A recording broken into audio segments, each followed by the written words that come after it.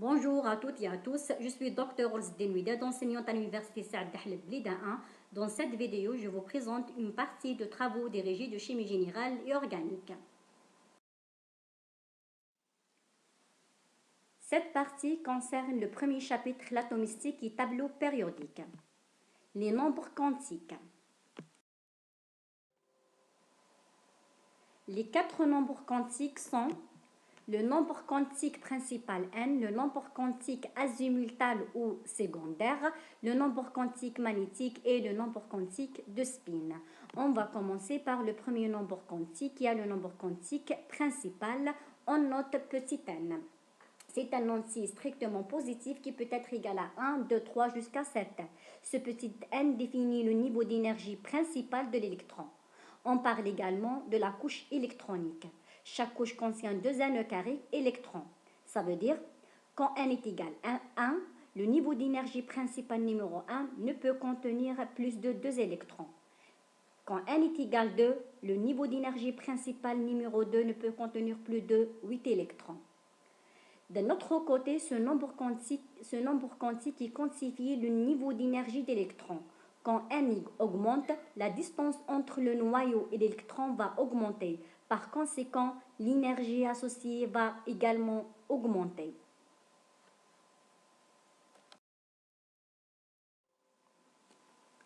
Le nombre quantique azimutal ou secondaire, ce deuxième nombre quantique caractérise la sous-couche occupée par l'électron. Il s'agit d'un nombre entier positif qui va prendre les valeurs entre 0 et n-1.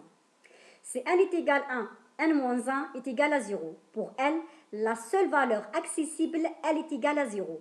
Et quand L est égal à 0, l'orbitale correspondante s'appelle l'orbitale S. Et les orbitales S ont des formes sphériques.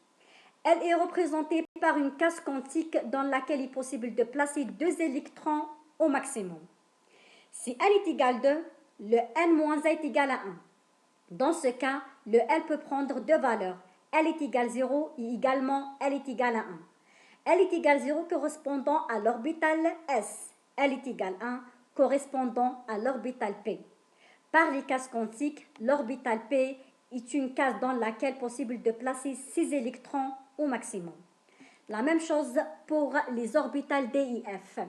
Si L est égal à 2, l'orbitale correspondante l'orbitale D. Par les cases quantiques, l'orbitale D est une case dans laquelle il est possible de placer 10 électrons au maximum. Si L est égal à 3, l'orbitale correspondante l'orbitale F. Par les cases quantiques, l'orbitale F est une case dans laquelle il est possible de placer 14 électrons au maximum. Le nombre quantique magnétique ML, c'est un entier positif ou négatif qui va prendre les valeurs entre moins L et plus L. Il définit l'orientation de l'orbital par rapport au noyau. Quand L est égal à 0, le ML est égal à 0. Une seule orientation, une seule orbitale S, une seule case quantique. Quand L est égal à 1, le ML est égal à moins 1, ou bien le ML est égal à 0, ou bien le ML est égal à plus 1. Trois valeurs de ML accessibles, ça veut dire 3 orientations, 3 orbitales P de même énergie, 3 cases quantiques. Ça veut dire pour une valeur de L donnée, il y a autant de possibilités d'orientation et donc d'orbitales que de valeurs M, soit de L plus 1 orbital. Le nombre quantique de spin. L'électron fait des mouvements autour du noyau et autour de lui-même. En effet, pour indiquer le sens de la rotation de l'électron autour de son axe, le nombre quantique de spin ms a été introduit. Deux sens sont possibles, le ms plus 1,5 et ms moins 1,5. Je vais vous proposer un exercice. La première question, les séries suivantes des nombres quantiques caractérisant un électron sont-elles possibles? Justifiez votre réponse. La deuxième question, représentez par les cases quantiques les configurations possibles. Pour la première question, quand est-ce que la série des quatre nombres quantiques possibles? Quand n est compris entre 1 et 7, le L entre 0 et n-1, le ML entre moins L et plus L et le MS plus ou moins n'. On commence par la première série, le n est égal à 2, le L est égal à 0, ML est égal à 0, MS est égal à 1,5. Le n est égal 2, c'est juste, le n est toujours compris entre 1 et 7. Si n est égal 2, ça veut dire que le L est égal 0 ou bien 1. Le L est égal 0, c'est juste. Si L est égal 0, le ML est égal 0, c'est juste. Et le MS est égal 1,5, c'est juste. Cette série satisfait les conditions. Pour la deuxième série, le n est égal 2, c'est juste. Si n est égal 2, ça veut dire que le L est égal 0 ou bien 1, c'est juste. Si L est égal 1, ça veut dire que le ML est égal moins 1 ou bien 0 ou bien 1. Le ML est égal 1, c'est juste. Le MS est égal moins 1,5, c'est juste. Cette série satisfait les conditions. La troisième série, le n est égal 2, le L est égal 2, le ML est égal 0, le MS est égal 1,5. Le n est égal 2, c'est juste. Si n est égal 2, le L est égal 0 ou bien 1. Ça veut dire que le L est égal 2, c'est faux.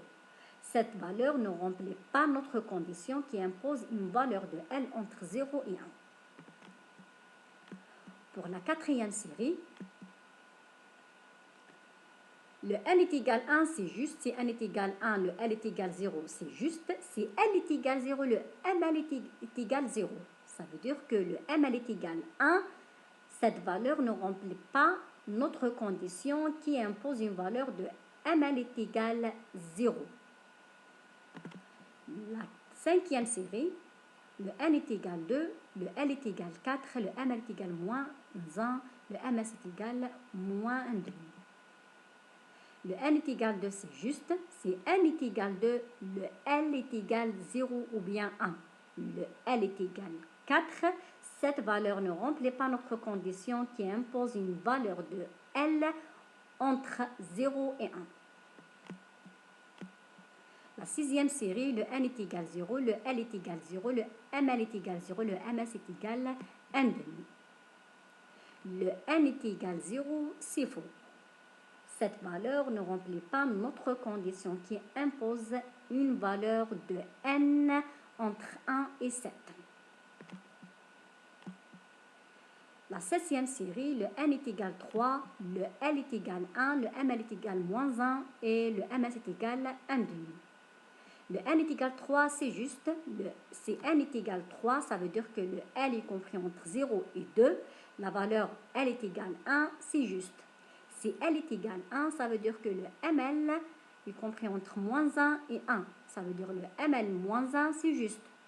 Le MS est égal 1,5, c'est juste. Cette série satisfait les conditions. La huitième série, le n est égal 3, L est égal 2, ML est égal moins 2, MS est égal 0. C'est faux. Pourquoi? Parce que le MS toujours est égal plus ou moins 1,5.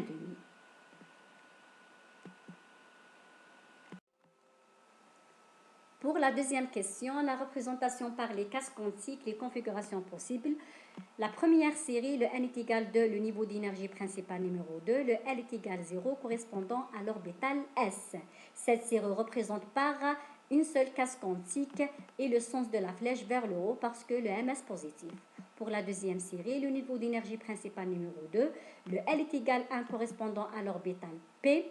Cette série représente par 3 cases quantiques et l'électron situé à la troisième case parce que le ML est égal 1. Le sens de la flèche vers le bas parce que le MS est positif. Pour la troisième série, le n est égal 3, le niveau d'énergie principal numéro 3. Le L est égal 1 correspondant à l'orbital P.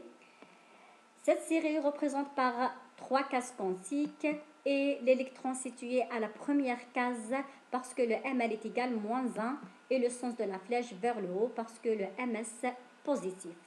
Merci pour votre attention.